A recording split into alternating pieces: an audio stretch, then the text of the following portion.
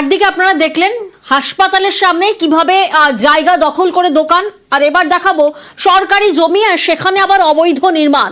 গাইঘাটায় সরকারি জমি, সেখানে বেআইনি নির্মাণ। খাস জমি দখল করে বাড়ি করেছেন স্থানীয় যুবক। অবৈধ নির্মাণের বিরুদ্ধে বিডিওকে নালিশ করা হয়েছে, কিন্তু কিভাবে সম্ভব হলো? দেখুন, একেবারে কনক্রিটের একটা নির্মাণ হয়ে গেছে, শুরুটা কিভাবে হলো? প্রতিনিধি অনিরুদ্ধ এই মুহূর্তে আমাদের সঙ্গে রয়েছেন। অনিরুদ্ধ, এখানেই তো প্রশ্ন উঠছে যে সরকারি জমিতে কিভাবে একটা পুরো কনক্রিটের ঘর তিনি বানিয়ে ফেললেন? শুরুতে কেউ দেখলেন না, কারোর নজরে এলেন না?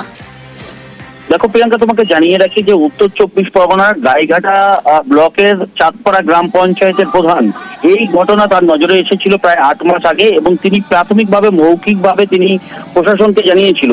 মৌখিকভাবে প্রশাসনকে জানানোর পরে এই 8 মাস আগে কিন্তু কাজ বন্ধ ছিল, কিন্তু 8 মাস পরে আবার নতুন করে এই সাম্প্রতিক এই কাজ শুরু হয় এবং এই কাজ প্রায় সমাপ্তের দিকে। একদম কংক্রিটের বাড়ি বানিয়ে ফেলেছে, যেটা অভিযোগ প্রধানের দীপক কুমার দাস। তিনি অভিযোগ করছেন যে এই ব্যক্তি খাস জায়গা, যে জায়গাটা সরকারের জায়গা এবং সেখানে অবৈধভাবে নির্মাণ করেছে, সেই নির্মাণ যাতে ভেঙে দেওয়া হয় সেই জন্য প্রশাসনের দ্বারস্থ হয়েছে তিনি। অন্যদিকে কিন্তু এই যুবক যার বিরুদ্ধে এই অভিযোগ উঠেছে, ত্রিদীপ সরকার, সে জানিয়েছে যে প্রতিবেশী অনেকেই আরো 5 জন যেরকম ভাবে পিডব্লিউডির জায়গায় অবৈধভাবে নির্মাণ করে রেখেছে, তিনিও সেই জন্যই এই কাজ করেছেন। যদি পিডব্লিউডির প্রয়োজন পড়ে ভেঙে দিলে ভেঙে দেবেন, এমনই কিন্তু দাবি করছেন। অন্যদিকে কিন্তু বিজেপির তরফ থেকে আমাদের সঙ্গে থাকো একবার, অভিযোগ পাল্টা অভিযোগ কি আসছে সামনে, শোনা যাক। এটা আজ থেকে প্রায় 7-8 মাস আগে ও যখন প্রথম কাজ শুরু করতে যায়, সেই সময়ে আমি খবর পেয়ে লোকজন নিয়ে আমরা ওখানে গেছিলাম এবং তাকে বলে এসেছিলাম তুমি এই নির্মাণ কাজ করবে না, কারণ এটা সরকারি খাসল্যান্ডের জমি। প্রায় 7-8 মাস বন্ধ ছিল। হঠাৎ করে একদিন খবর পাই ওখানে সেই কাজ আবার ও শুরু করে।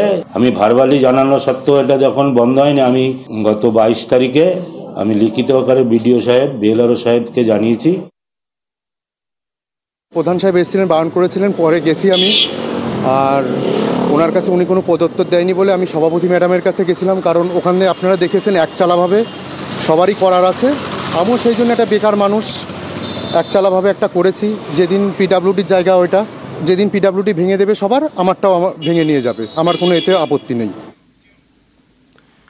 অভিযোগ গেছে বিডিওর কাছে, বিডিও কি বলছেন শোনাবো।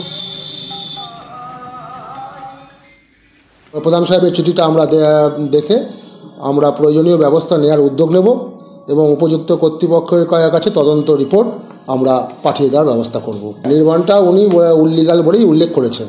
হ্যাঁ, আমরা তদন্ত শুরু করব।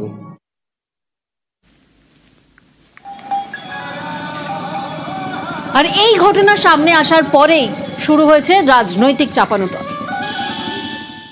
তিনি বলছেন মৌখিকভাবে করেছেন, আমরা জানি না, কিন্তু লিখিত উনি অনেক দেরিতে করেছেন, আরও আগেই ওনার ব্যবস্থা নেওয়া উচিত ছিল। যাই হোক, দেরিতে হলেও উনি করেছেন, তার জন্য ওনাকে সাধুবাদ জানাই। আমরা চাইছি যে এই বেআইনি নির্মাণ প্রশাসনের থেকে এসে ভেঙে দিয়ে যেরকম জায়গা ছিল সেই পুনরায় সেই অবস্থান ফিরিয়ে দেওয়ার জন্য আমাদের এই দাবি রইল।